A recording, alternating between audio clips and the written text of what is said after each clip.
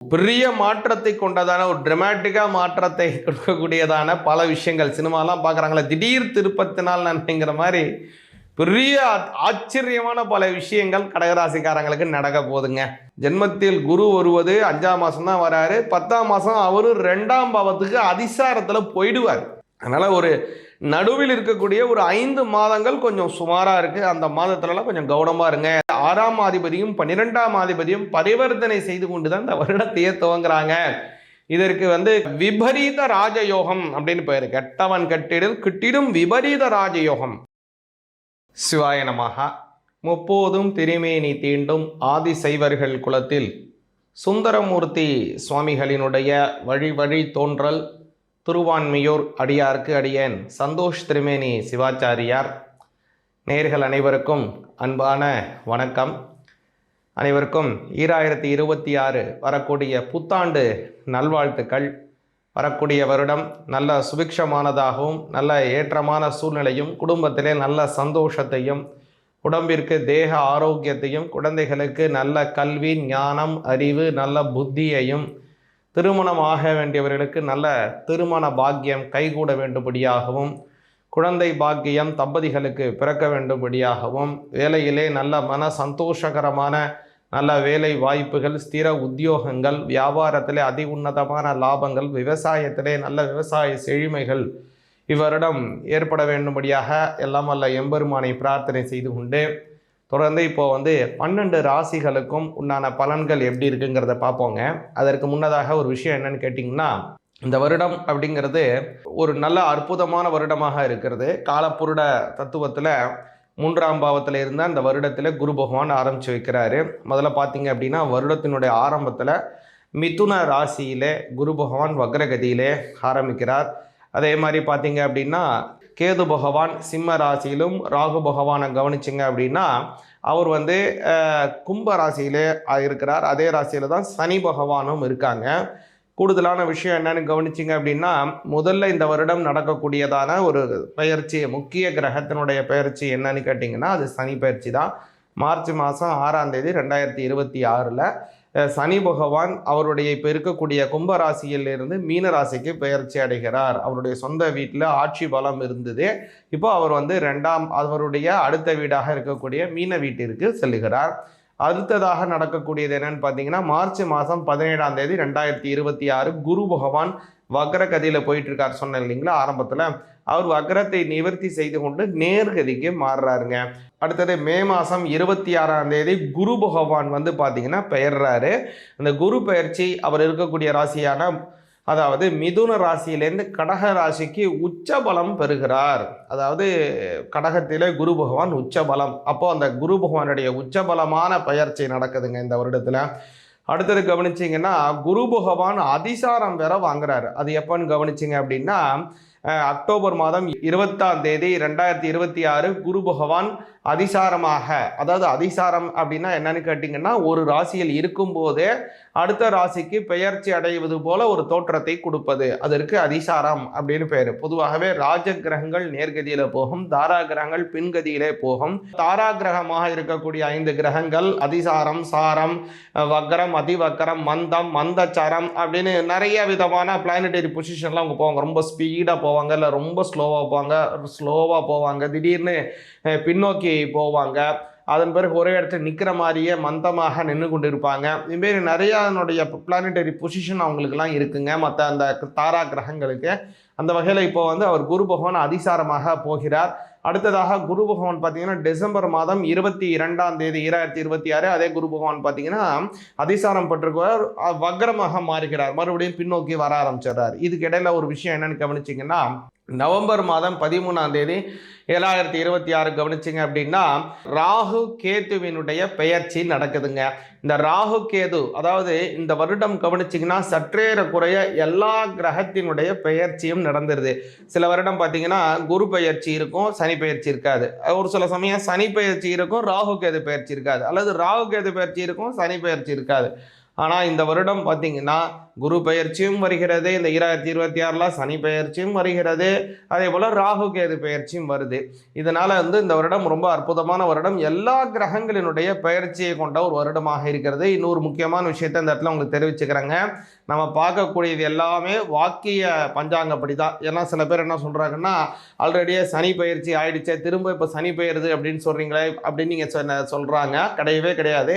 வாக்கியப்படி பார்த்தீங்கன்னா 2025 சனி பயிற்சியே கிடையாது. வரக்கூடிய 2026 மார்ச் மாதம் 6ஆம் தேதி தான் சனி பயிற்சிங்கிறது நடக்குதுங்க. அதனால் அப்போ தான் நம்ம அனுஷ்டிக்கணும். நம்ம மட்டும் இல்லை, சனி பகவானுக்கு இருக்கக்கூடிய அநேக கோவில்கள், திருநள்ளாறு, அதே மாதிரி நவகிரக கோவில்கள், அவருக்குன்னு இருக்கக்கூடிய அநேக விதமான சேத்திரத்தில் எல்லாத்துலேயும் பார்த்தீங்கன்னா இந்த 2026 மார்ச் மாதம் 6ஆம் தேதி தான் சனி பயிற்சிங்கிறத கொண்டாடுறாங்க. அதனால் நாமும் அதே சமயத்தை கொண்டாடுவது தான் நமக்கும் நல்ல பலன்கள் கிடைக்கும். அதே மாதிரி முக்கியமான விஷயம் என்னன்னு கேட்டிங்கன்னா, மற்ற கிரகங்களினுடைய சஞ்சாரமும் ரொம்ப அற்புதமாக இருக்கிறது. மேலும் உங்களுடைய ராசிக்கு, உங்களுடைய விஷயத்திற்கு, உங்களுடைய குடும்பம் சார்ந்த விஷயங்களுக்கு, அதே மாதிரி தொழில் சார்ந்த விஷயங்கள், எதுலெல்லாம் கவனமாக இருக்கணும், எதெல்லாம் உங்களுக்கு கூடுதலான நல்ல பலன்கள் இருக்குது, எந்த சுவாமியை கும்பிட்டா ரொம்ப நல்ல பலன்கள் அப்படிங்கிறதெல்லாம் கொஞ்சம் தெளிவாக பார்ப்போங்க. கடக ராசி ஆகிய உங்களுக்கு 2026 எப்படியான வருடமாக அமையுதுங்கிறத கவனிப்போம். நல்லா கவனிங்க. இந்த கடகராசிக்காரங்களை கவனிச்சிங்க அப்படின்னா ரொம்ப ரொம்ப ஒரு நல்ல வருடம் அப்படின்னு சொல்லலாம். நமக்கு ஏற்படக்கூடிய இன்பம் அப்படிங்கிறதுல 2 விதங்க. ஒன்று, நமக்கு வரக்கூடிய நன்மையினால் ஏற்படக்கூடிய இன்பம். இன்னொன்று ஒரு இன்பம்ங்கிறது துன்பம் விலகுவதால் வரக்கூடிய இன்பம்.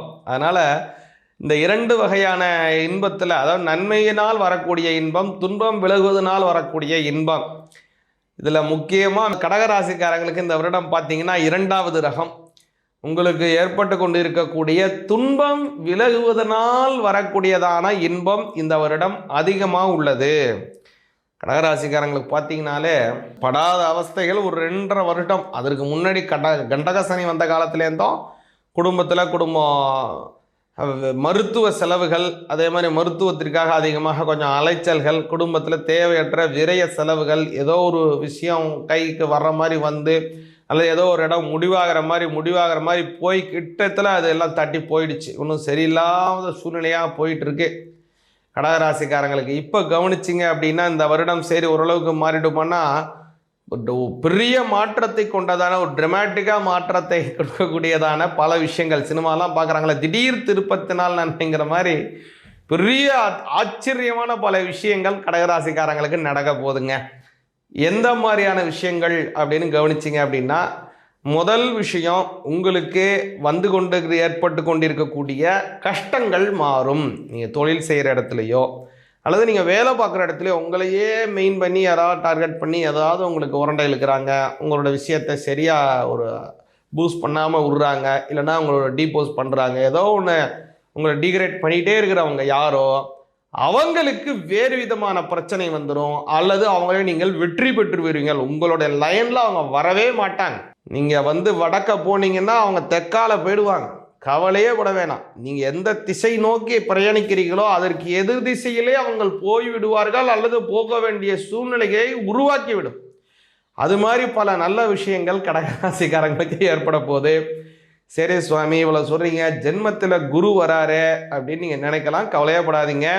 ஜென்மத்தில் குரு வருவது 5ஆம் மாதம் தான் வராரு. 10ஆம் மாதம் அவரு 2ஆம் பாவத்துக்கு அதிசாரத்தில் போயிடுவார்.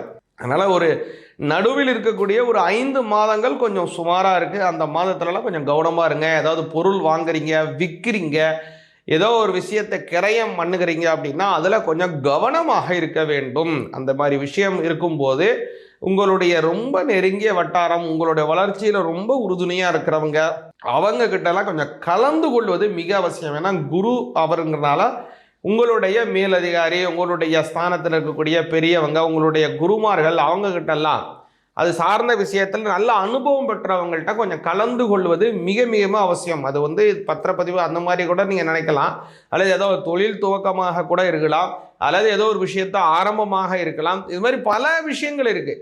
எது நீங்கள் செய்தாலும் அது சார்ந்த விஷயத்தில் ஏதோ ஒரு நல்ல அனுபவம் பெற்றவங்கள்ட்ட நீங்கள் ஒரு சில ஒப்புதல், ஒரு சில வாக்குறுதிகள் அது மாதிரி வாங்கிக்கிட்டு நீங்கள் செய்யும்போது நல்ல பலன் கடகராசிக்காரங்களுக்கு கிடைக்குங்க. அதே மாதிரி அஷ்டம சனியும் விலகுதுங்க. முன்னமே சொன்னேன், அவர் அதாவது மார்ச் மாதம் 6ஆம் தேதி இந்த சனி பயிற்சி 9ஆம் பாவத்துக்கு வராரு. அதனால பல நன்மைகள் கடகராசிக்காரங்களுக்கு ஏற்பட போகுது. ஏன்னா 7ஆம் அதிபதி 9ஆம் இடத்துல போறதுனால திருமணம் ஆக வேண்டியவங்களுக்கு திருமணம் கைகூடும். அதே மாதிரி கடகராசிக்கு 5ஆம் அதிபதியா இருக்கக்கூடிய செவ்வாய் 6ஆம் பாவத்தில் இருக்கிறாரு. 6ஆம் அதிபதியும் 12ஆம் அதிபதியும் பரிவர்த்தனை செய்து கொண்டுதான் இந்த வருடத்தையே துவங்குறாங்க. இதற்கு கெட்ட விபரீத ராஜயோகம் அப்படின்னு பேரு. கெட்டவன் கெட்டிடில் கிட்டிடும் விபரீத ராஜயோகம் அப்படிலாம் சொல்லுவாங்க. அப்பேற்பட்ட யோகத்துடனான பலன் கூடியதான இந்த 2026 ஆரம்பிக்குது கடகராசிக்காரங்களுக்கு. அதனால இந்த கடகராசிக்காரங்க இந்த வருடம் முக்கியமாக வழிபாடு செய்ய வேண்டியது குலதெய்வத்தை வழிபாடு பண்ணுங்க. குலதெய்வம் மிக மிக மிக முக்கியங்க. எல்லாருக்குமே முக்கியம், கடகராசிக்காரனுக்கு மிக முக்கியம் இந்த வருஷம். அதனால குலதெய்வத்தை வழிபாடு செஞ்சு வந்தீங்க அப்படின்னா ரொம்ப அமோகமான பலன்கள், ஏற்றமான சூழ்நிலைகள் கடகராசிக்காரங்களுக்கு ஏற்படும். அதனால இந்த மாதிரி சொல்லக்கூடியதான் இந்த வழிபாடுகளை செஞ்சு வாங்க. ரொம்ப நல்ல பலன், உங்களுடைய பலன் உண்டு. அதே மாதிரி கவனிச்சிங்கன்னா பலரும் கேட்கக்கூடியதான ஒரு கேள்வி என்னன்னா, ஏன் சுவாமி சனி பகவான் என்னையே சென்டர் பண்ணி அட்டாக் பண்ணுறாரு, என்னையவே டார்ச்சர் பண்ணுறாரு, எனக்கு மட்டும்தான் இப்படி செய்வாரா அப்படின்னா நினைக்கிறாங்க. அப்படி கிடையவே கிடையாது. சனி பகவான் அப்படிங்கிறவர் தர்ம கர்மாதிபதி. பல தடவை சொல்லியிருக்கேன், திரும்பவும் சொல்கிறேன். தர்ம கர்மாதிபதியாக உள்ளவர் சனி பகவான். இந்த சனி பகவான் அப்படிங்கிறது நம்மளுடைய என்னென்ன சஞ்சித கர்மா, பிராரப்த கர்மா, ஆகாமி கர்மாக்கள் நாம் செய்திருக்கின்றோமோ அந்த கர்மாக்களுக்கு உண்டான ரெக்கார்டாக இருக்கிறது சனி பகவான்கிட்ட தான் இருக்குது. அதனால் நீங்கள் ஏதாவது தவறு செஞ்சுருக்கீங்க, ஏதாவது பண்ணிட்டு இருக்கீங்கன்னா அவருடைய தசாபுத்தி காலம் அல்லது அவருடைய 7.5 சனி காலம் வர்ற வரைக்கும் அவர் வெயிட் பண்ணுவார். அப்படியே விட்டுருவார் உங்களை. நீ செய்ப்பா நீ செஞ்சுக்கிட்டே இருப்பா, நான் வரப்பா, அவங்ககிட்ட வரும்போது உன்னை பிடிச்சிக்கிறேன்ப்பான்னு அப்படியே உட்காந்துருப்பார். ரெக்கார்டை மட்டும் ரெக்கார்ட் பண்ணிக்கிட்டே இருப்பார்.